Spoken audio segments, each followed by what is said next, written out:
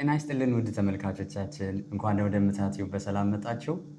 እንግዲህ ከዚህ ቀደም ስናደርግ እንደነበረው በዚህ በደቡብ ኮሪያ የሚገኙ የተለያዩ ተማሪዎችን እየጋበዝን ያላቸውን ልምድ በተለያየ ትምህርት ዘርፍ እንዲሁም ደግሞ በሄዱባቸው ሀገራቶች ካገኟቸው ሰዎች ያገኟቸውን ልምዶች እያካፈልናችሁ እንገኛለን።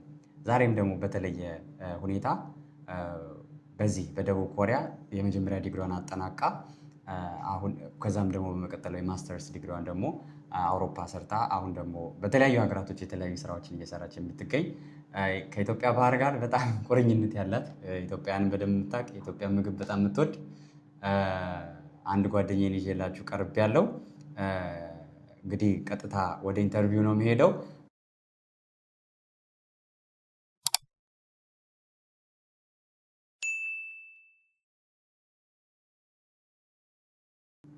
Hola. How are you? I'm doing fine. Thank you for the invitation. Yeah, first off, I would like to thank you in the name of our viewers and audiences to give us this time to share your experience and knowledge. That's the first thing that I want to say. I would like to let you start with a self-introduction. Yeah, so hi everyone. This is Alisson. I am Peruvian from South America. And well, a bit of my background. I studied biotechnology at Korea University with the same scholarship that CALEB is in. I did a double major, and the second one was in international studies. Once I graduated, I went to Finland to pursue my master's degree, which is in water and environmental engineering. And right now I'm working at the World Bank. That's a lot of experience in, I don't know, 6 years? Yeah, 5, 6. It's gonna be 7 now. Like 7, yeah, 7 years. Wow, that's really great. As a follow-up question, I want to ask you, why did you decide to explore this field? You said biotech first off, and also you also studied international studies, you double majored. So why did you want to explore? Well, I think when you just graduate from high school and you are trying to see what path you could follow, the most normal thing to do is see what subject you are good at, right?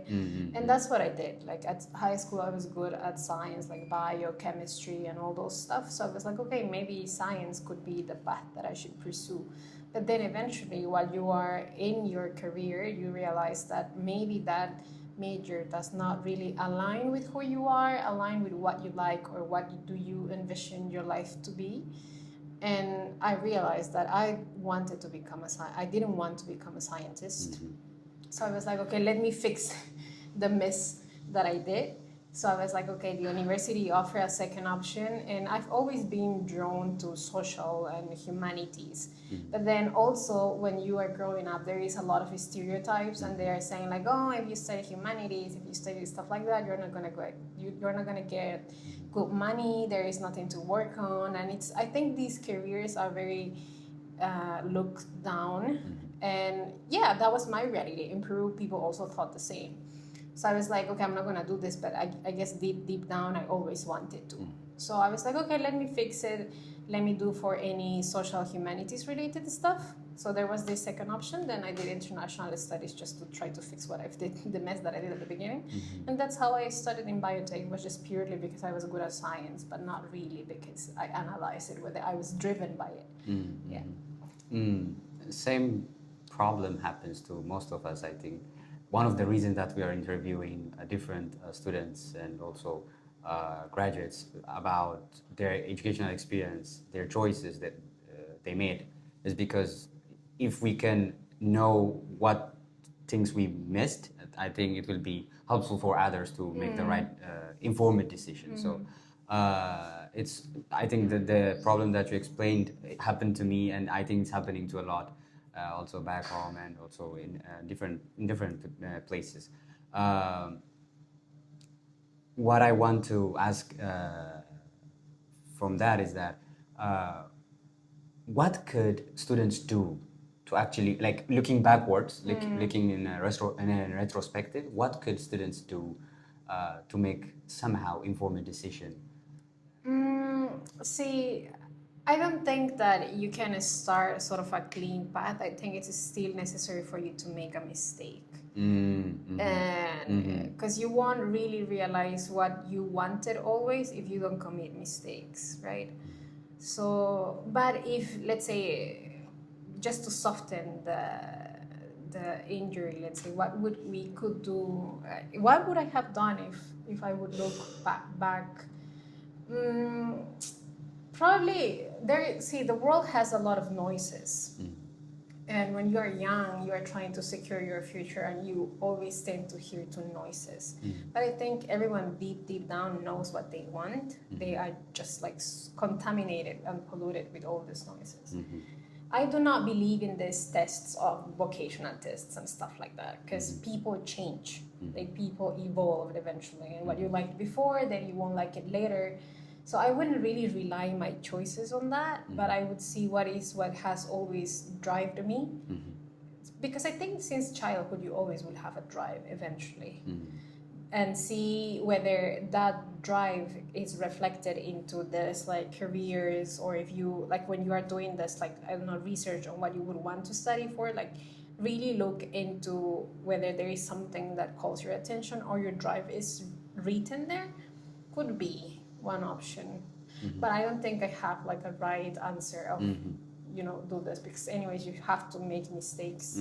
But now that I also want to mention is that, okay, you do the mistakes and let's say, I didn't want to become a doctor, what did I do? But then try to sort of like channel that wrong path, let's say, and eventually fix it just the way I did it. Okay, I was like, okay, I didn't want to become a scientist, but the university gave me these options. I'll follow this, and eventually in my master's I will upgrade this, or I'll improve this.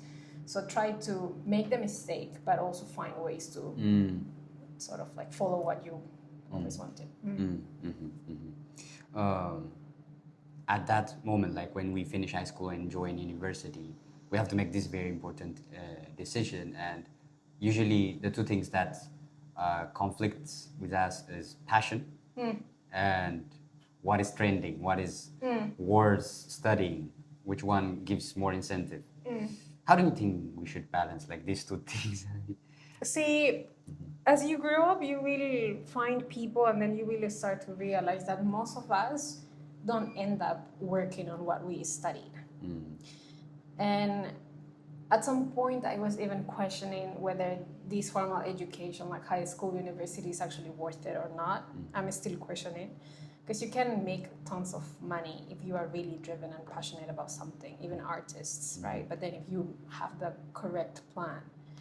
So I think education just gives you the paper that validates you in society.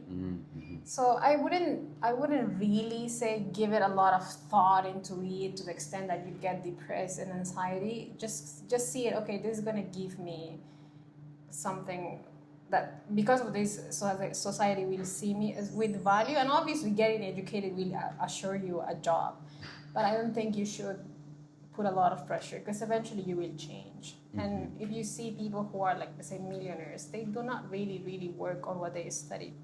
They just found where to make money out of it, and they were good at it. Yeah. Thank you very much. So now you have explored different fields, you have worked in different areas. Which one would you say that, this thing is the one that I would like to do, and what made you say that?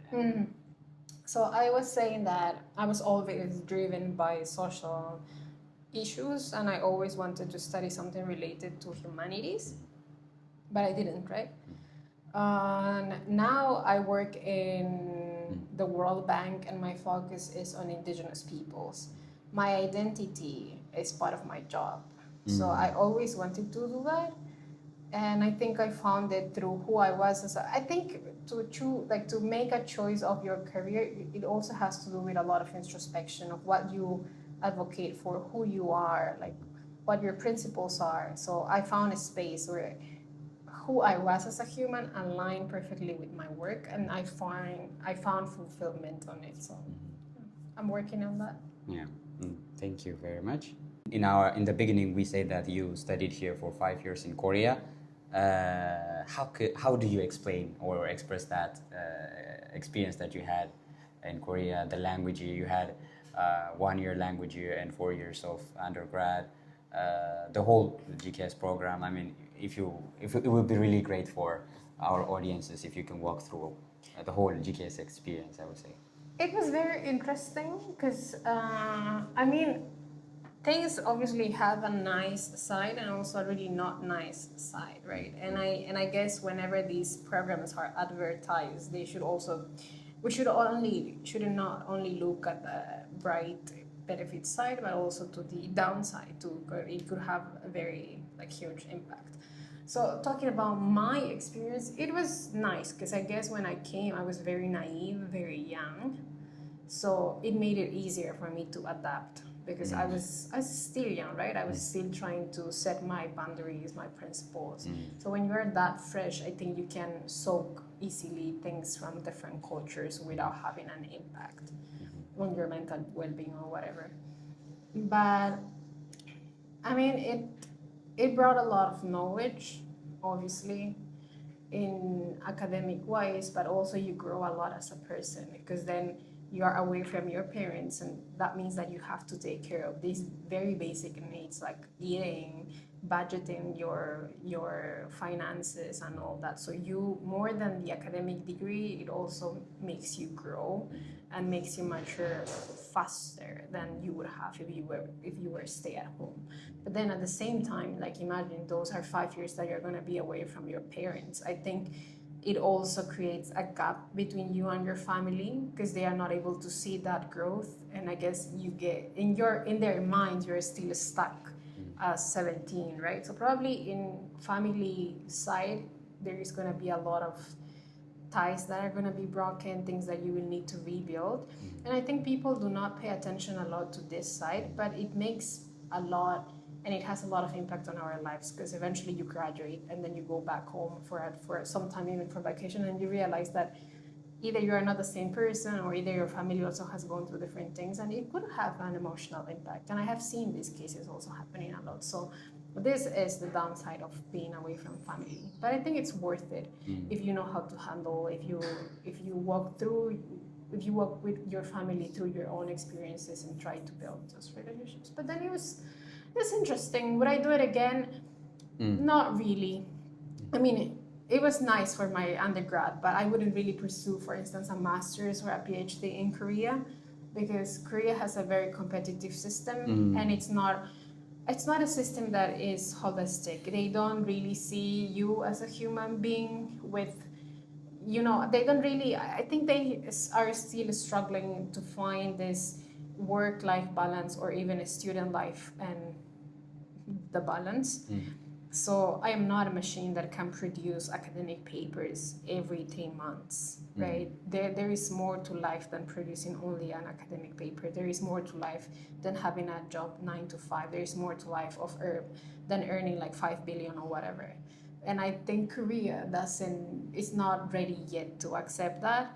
But there are other countries around the world that they see the value on having your own time, your own space, your mental well-being. And one example of that is Finland. And that's one of the reasons why I also went to Finland, because I wanted to experience that. Because I guess very young, I really internalized that concept of, you need to produce, you cannot rest, you need to produce. And I was getting very exhausted and tired of it.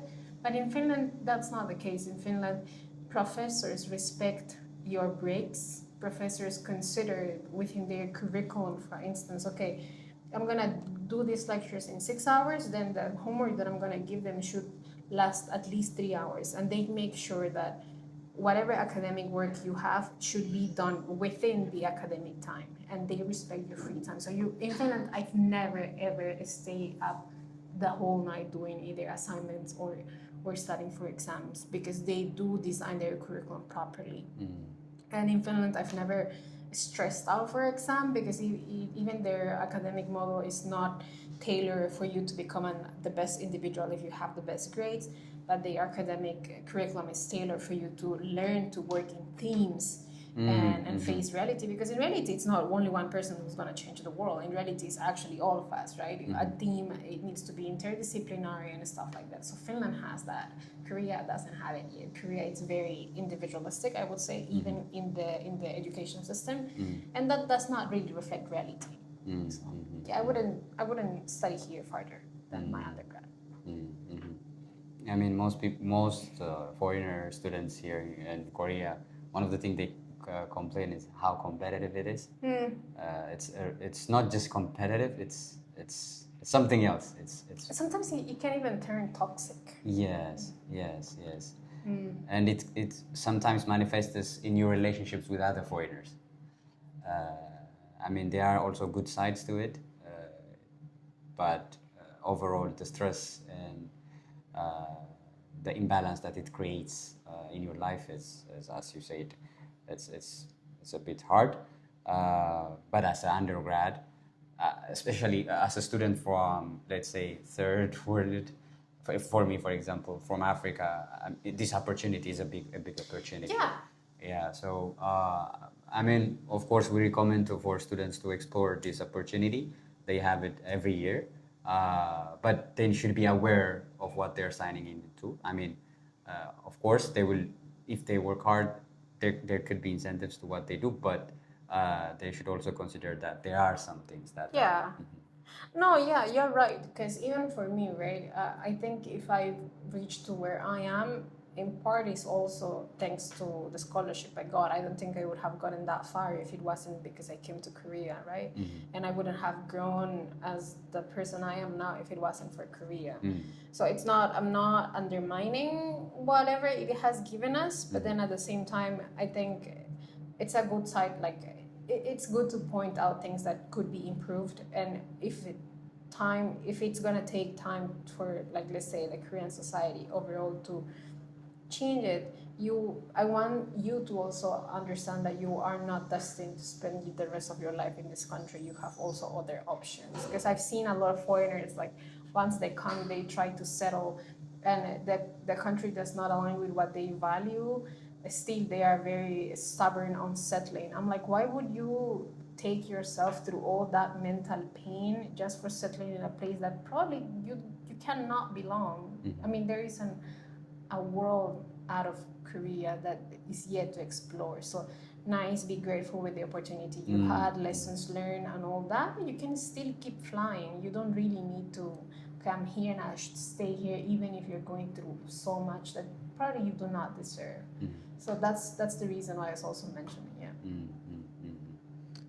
We talked about a lot about, like, Korea, education and stuff. Let's just change the wheels to other direction, and let's talk about how enthusiastic you are about exploring different cultures, different food. I see you exploring the world. I mean, you've been. Can you count the countries that you have been? I don't keep count, but yeah, I've been to some. I think you've been to all parts of the world. Like, I still haven't gone to Australia and New Zealand. Yep, I've been into every other continent, but not that side. Just that side. Yeah.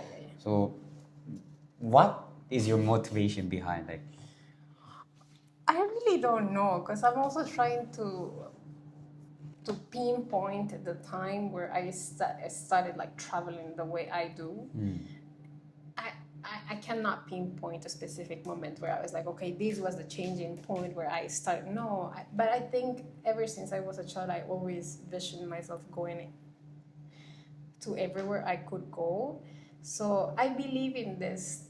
When you manifest things to the universe, or for other people's religion, when you really manifest things, they come, like, they happen. And I think I've manifested so much throughout my life that whatever I've wanted, of course, takes time. Sometimes it happens, but in different forms. So I think that's what happened. Like, I just manifested it, and things come up, like, hey, Alisson, you have to go on a mission to Japan. Hey, Alisson, my friend is like, hey, why don't you come to Ethiopia? I'm going to be here. And I was like, oh, I have this money. Okay, we can, We'll come to that. Yeah. We will come to your experience to Ethiopia. So it comes out naturally. I would say I don't know. I don't have an answer for that, but there is always but I won't also deny that I've been looking for it. It's not that okay, they come just like rain, and I've been also actively looking for programs that could fund me to go somewhere, or programs that support my growth, but at the same time take me somewhere. So I've been looking for these opportunities too.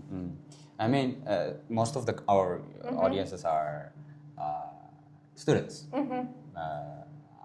So, what kind of programs would you recommend? Any sites or anything? There are many. Help, like, I don't know about science-related programs because as I said, I've never wanted to be a scientist. I wasn't even interested in that.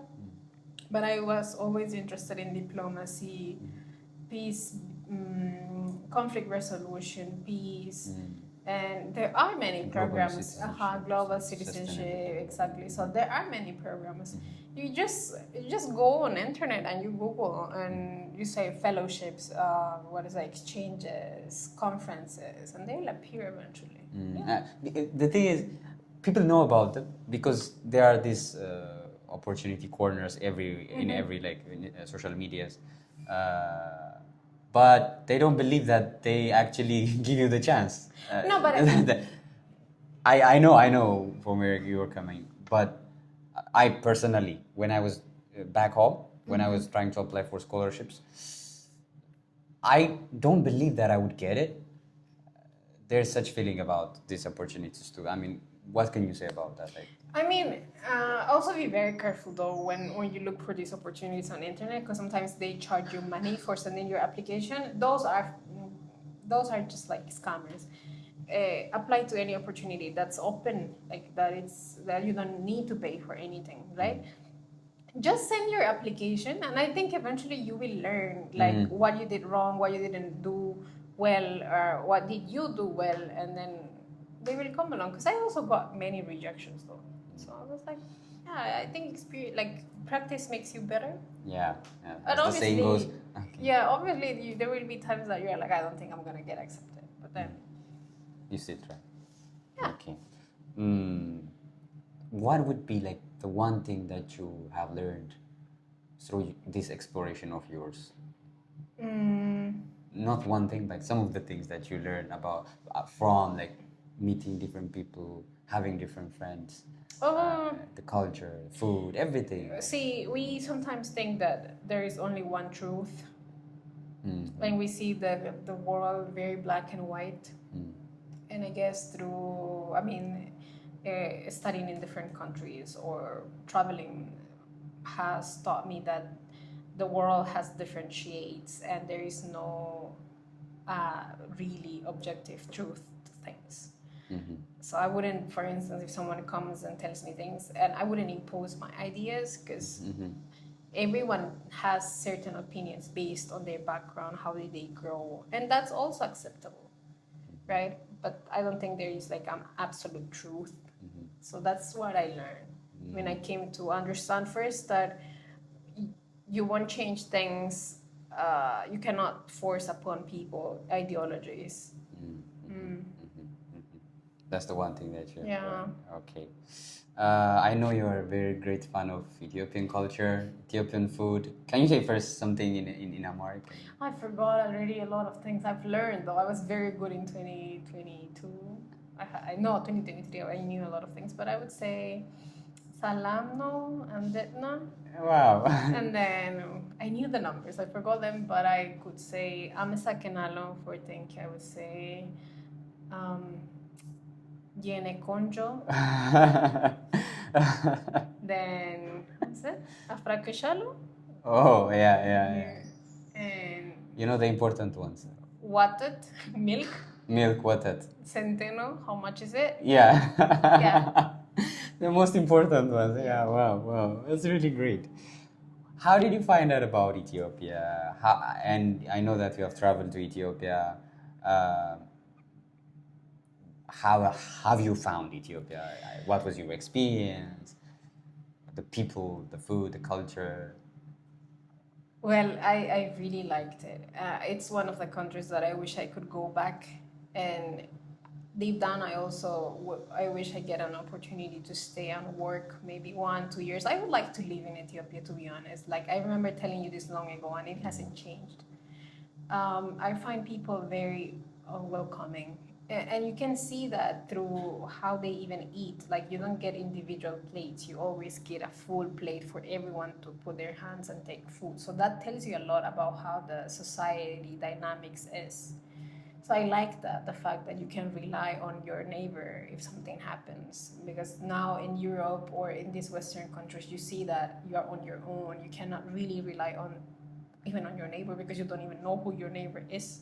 But that's not the case of Ethiopia. And I hope that doesn't get lost, though. Yeah, it's a country that needs a lot of things to be done, and I see that not as a limitation, but I see that as an opportunity, and even for young people. Like sometimes those who come from the global south, I don't know, Africa, South America, we are like, oh no, we want to go out of our countries and maybe just settle in the US or settle in Europe because life is better. And I'm like, okay, I get your point, but then if you are also running away from your reality, like, it's very sad not being able to go back and build your country. I mean, I think we should take that opportunity, like the fact that we have seen how things could be, to take it back. So yeah, and I see Ethiopia has a lot of opportunities because it's a country that it's being built.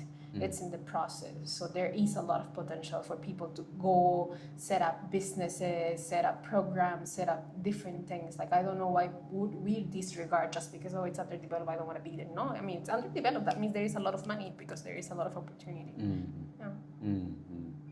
And what advice would you give to the youth, like, of Ethiopia, Africa in general? I wish I could say, please don't leave Ethiopia, but that's not real. Because, of course, we know that also, since it's a country that it's in its way of developing, there's many things, opportunities that there are not yet in Ethiopia. But to the youth, I would say, okay, be grounded in your roots, like learn to appreciate your culture, your principles, your values. Go abroad, learn a lot, see the world, and see what you can bring it home. But never, disregarding who you are from where you come from, and eventually go back, because if everyone keeps on running, the country will keep being the same for years and decades, and everyone will always be living with this nostalgic feeling, oh, I wish I could go back. You don't go back because you didn't want to invest on something like your country. In relation to that, you have made different Ethiopian students all around the world. You've met some students in Finland, in Korea, maybe in the States too. So what would you recommend or advise these students who are abroad? Yeah, including me. I had the chance, though. Most of the people that I meet abroad, they want to go back to Ethiopia. Like, that's at least one of the things that I've seen, but they are trying to find the right time of when to go back to, right? Because you don't only, you need money to survive, and obviously sometimes if you go back just like that, you won't have money. But eventually they want to go back. Eventually, I think everybody. Build up yourself, build up, capital, build up things and go back and invest. There is gonna be return. And the world is changing too. So now many people are realizing that, okay, we have been fed up a very fake narrative of Western imperialist narrative, and people are trying to shift. People are trying to be more grounded to their roots, and just seeing what's happening in the US, like they're being just thrown out like that, immigrants. So people will, instead of like being like, oh my God, I love America, they start, I think, appreciating where they come from and try to get their countries at the level of these countries, so we don't need to be running away all the time. From the thing that you just said, one question came to my mind, and it's being grounded to your identity, to your culture, to your upbringing. It's not an easy thing to actually to hold on to, especially when you found yourself in a place like Korea, where like 90% of the people you meet is either Korean or also other foreigner. And you start to get, when you stay for a long time, you start to get influenced by different ideologies. What helped you like stick to your... So when I say be grounded, I don't really mean like, okay, close yourself up from I understand that. From other people. No. Mm-hmm. When I say be grounded, it's like, okay, be receptive, because probably even many things that we learn at home are not maybe correct 100%, and you won't really... There are many traditions that our peoples have that might not even, let's say, respect rights, human rights. So there are certain things that should change, and you don't know it until you go abroad and you see how maybe things should be, right? So I'm not saying close up yourself when I mention be grounded, but be grounded as in, because at the end of the day, what is your strength, your identity, right? What you advocate for, it's your strength. And I think like as foreigners, of course there are so many people that alienate with other cultures, like, okay, you become more, I don't know, more European, more Koreanized and everything. And I mean, it's your choice. You can do that. If that makes you feel better, if that lets you sleep at night, do it. Why I started to embrace more who I was, because when I went abroad, like, okay, I met other Peruvians, but the Peru they saw wasn't the Peru that I saw. That's when I even realized that, okay, yeah, I'm Peruvian, but besides being Peruvian, I'm also indigenous, and I belong to another different group that faces another different reality.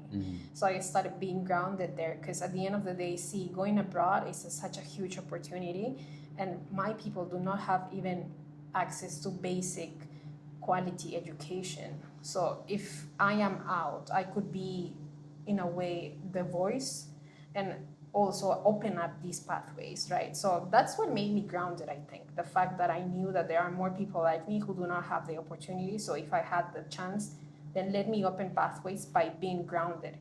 Because I wish when I was growing, I would have seen someone who looked like me opening pathways. So I'm like, okay, let me be that reference at least, if I can. So if I start not identifying as indigenous and I alienate myself, then whom is gonna look up to? Like, what about that indigenous little girl? To whom is she gonna look up to if I'm already alienated to some other culture?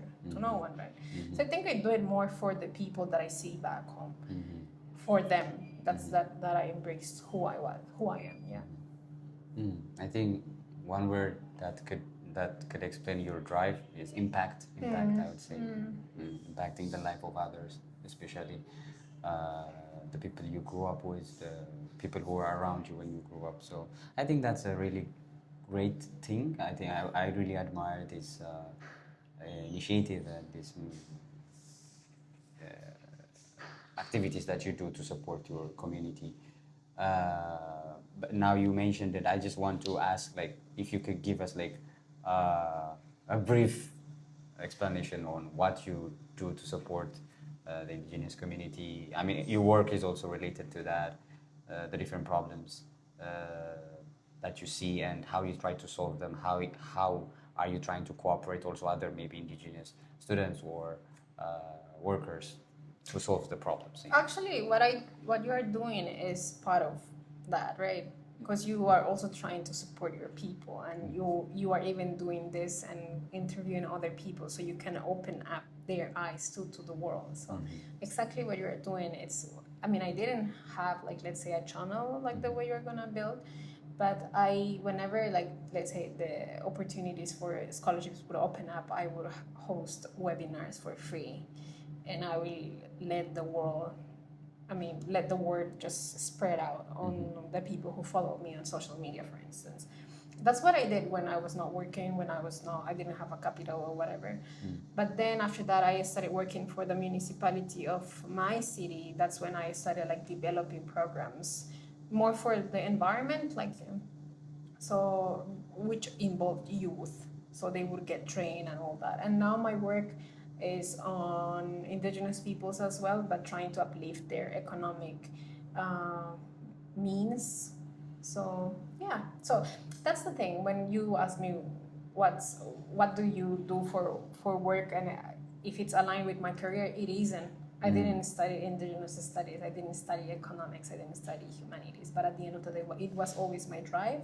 So I found a job that could align with what I advocate for, and that is not even related to my career.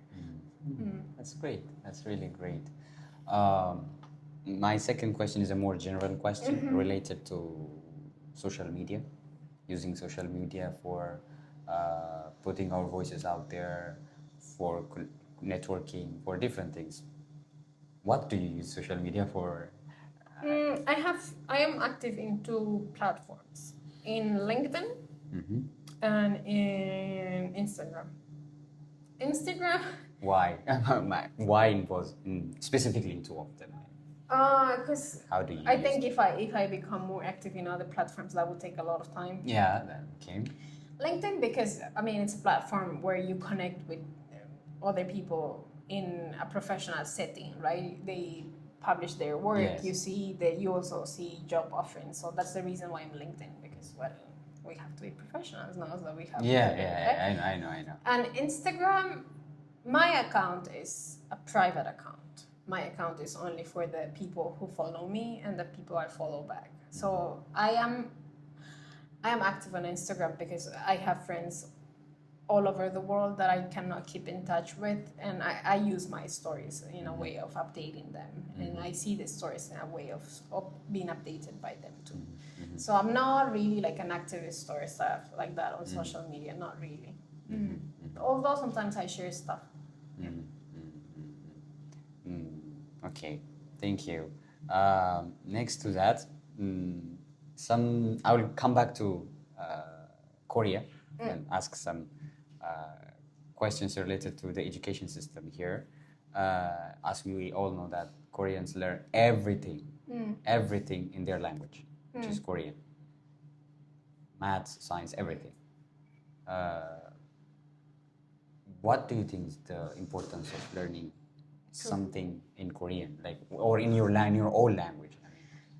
Because back home, you learn it in English. We learn in English, so that I think that's a really big problem. See, I've never thought of that, but now that you're asking this question, I think it falls under the Western narrative, right? Like they make available science in English. In And Korean, we also domesticated it. I mean, we had a very well-developed indigenous educational system where most of the kings used to go to those schools. It's called abnet ትምህርት ቤት, and most kings went there. They learned law, they learned different spiritual and different administration wisdom in that school. But like late 20, not like around 1890s, we adopted different educational systems from Europe, and totally that started to get wiped out. It's still there, but it has been segregated. So now we just learn things that have been manufactured abroad. Yeah. So it's and it kind of makes things very abstract. So science is not a real thing that you experience every single day in your life. It's just something that's on the book, on the textbook, and you would have to just cram the whole book and go to a test, which is in English, and then which is the same language, the same syntax. You just have to feel you're just like a computer that just reads something, copy and paste. It's like that. I see it like that. I think that's a very big problem, especially if you want to create something, if you want to innovate, and if you want to develop. I don't think it gives you any chance to think, because we think in a language. So personally, when I see Korea, when I found out that the very reason King Sejong created the language, not the language but the alphabet, is to enlighten the people. So I think that's a really important thing that has helped them throughout their Definitely, civilization, I would say. definitely, yeah. So how would you? I mean, do you learn The thing science is, like, in no. Spanish?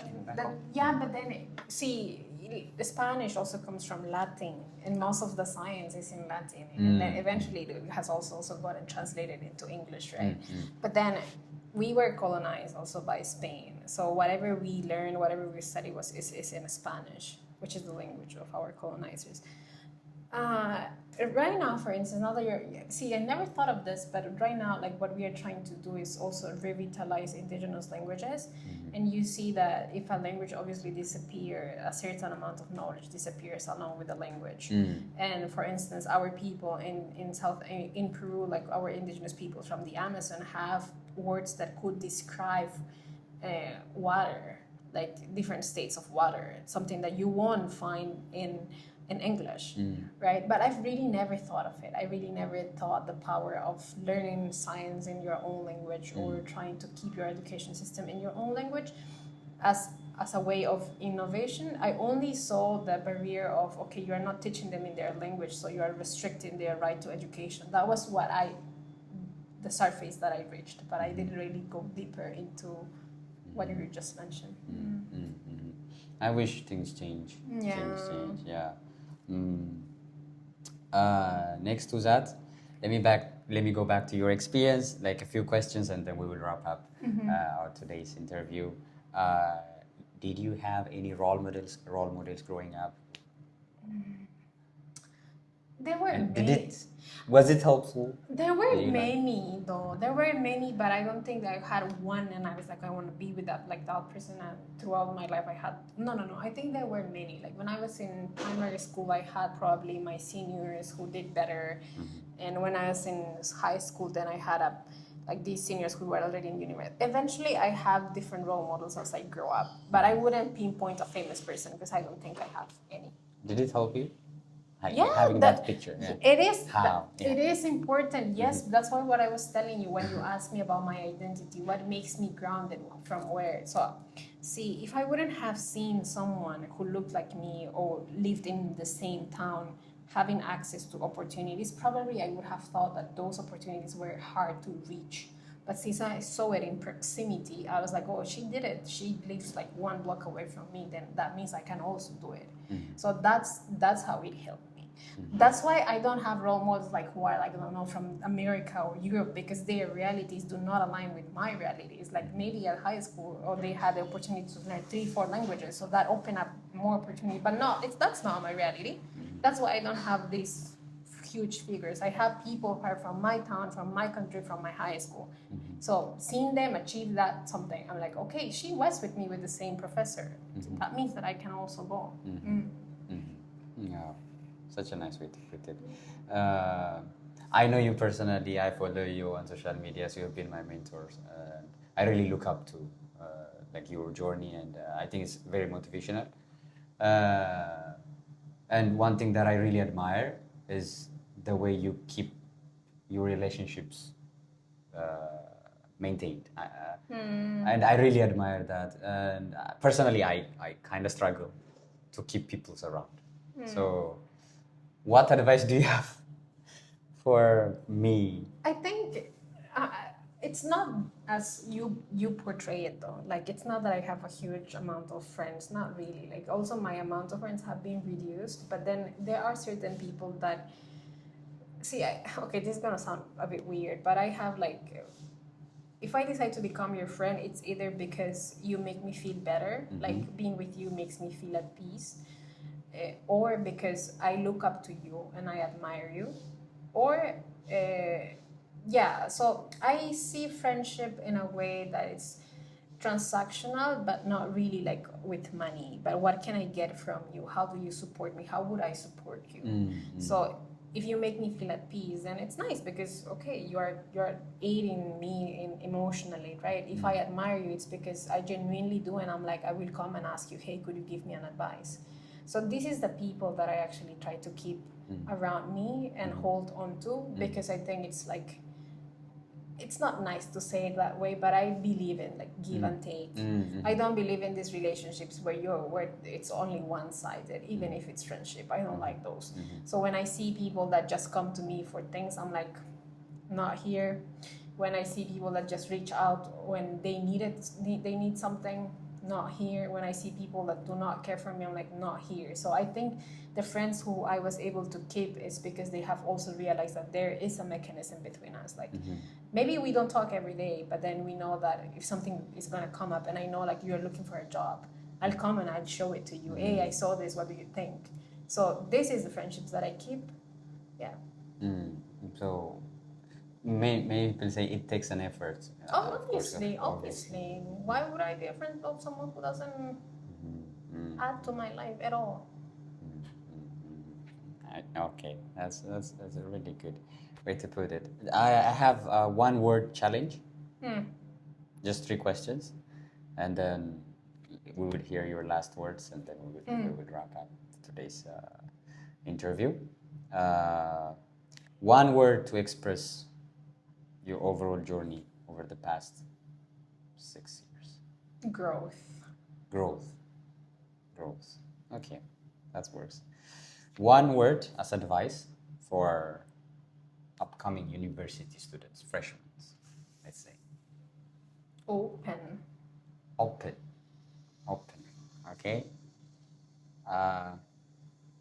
One word that always gives you positive energy. Love. Okay. Thank you very much. Finally, I know your student life, your work life has been so vibrant, so adventurous, and you also shared your experience here. Lastly, I just want to give you the chance to say anything you want to our audiences, and anything that you want to say. No, thank you actually for inviting me to your, what would say, what would you call it? Emprendimiento, I don't know how to say this in English, but thank you for inviting me to your new project, let's call it. It's really nice to see that you also want to open up doors and eyes to people who may not be able to go out of the country and see, hey, there is this thing. So that's really nice and very loable and it tells a lot about you. So please keep that up, and I really hope you get to publish. So I'm sure that it's going to have a great outreach. That's one. And to the people who are watching this, and as I've mentioned during the interview as well, there is no one right answer. The world has different shades, and that also applies to absolutely everything in life. So there is no only one path for success. I guess you define success on your own terms, and it's not like, oh, becoming a millionaire or becoming the top in everything. Eventually, trying to be the best in absolutely everything gets tiring, and then you realize that you need collaboration, you need people around you, and sometimes success is just opening a coffee shop and sitting at home with the people that you love. So do not stress out on things that I don't think deserve your thinking. Just enjoy life, because we don't even know whether we're going to be tomorrow, right? So if you spend your time chasing something that it's not worth, I think you're wasting your life. Any last Amharic word? Amasakanalo. Thank you very much again. Yeah, we will end up our today's session here. Thank you again. See you in the next video. Bye-bye.